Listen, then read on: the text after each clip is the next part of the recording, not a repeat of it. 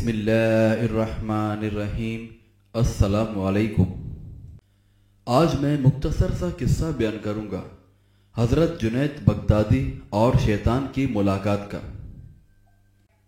حضرت جنید بغدادی رحمت اللہ علیہ کا نام کون نہیں جانتا۔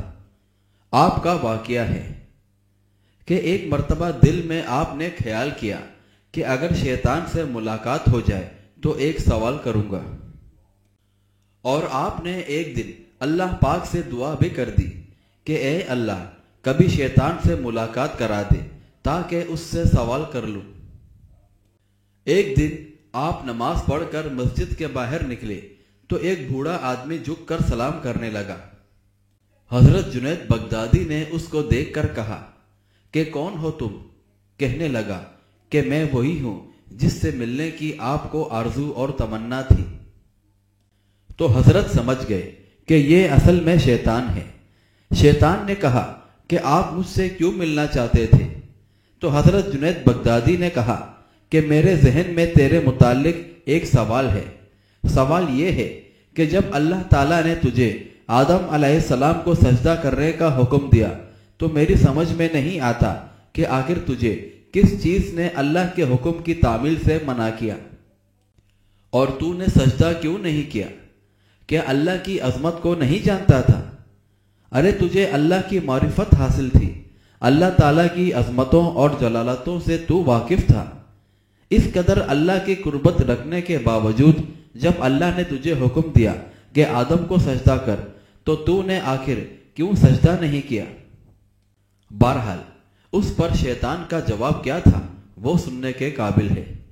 اس کے جواب نے کچھ دیر کے لیے حضرت جنید بغدادی کے ہوش اڑا دیے۔ اس نے کہا کہ اے جنید، آپ جیسا توحید پرست آدمی یہ مشرکانہ سوال؟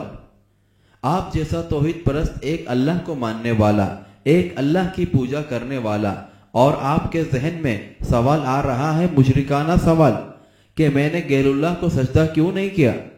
کہنے لگا آدم تو غیر خدا تھے، خدا تو نہیں تھے، اور میں غیر اللہ کو کیوں سجدہ کر لیتا؟ آپ جیسا توحید پرست آدمی ایسا مشرکانہ سوال میرے سے کر رہا ہے، بڑے افسوس کی بات ہے۔ حضرت جنید بغدادی رحمت اللہ علیہ کہتے ہیں کہ جب اس نے یہ بات میرے سے کہی تو مجھے لگا کہ ہاں یہ تو ٹھیک کہہ رہا ہے۔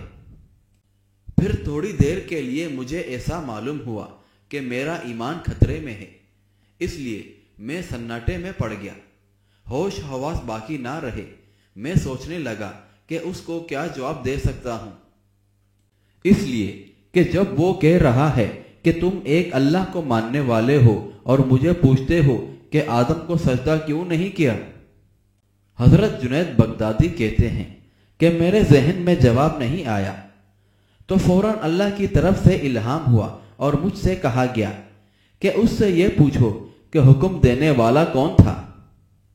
حکم دینے والا خود کہہ رہا ہے کہ فلاں چیز کو سجدہ کرو، تو توحید اسی کا نام ہے، یعنی اس کی بات کو مان لیا جائے۔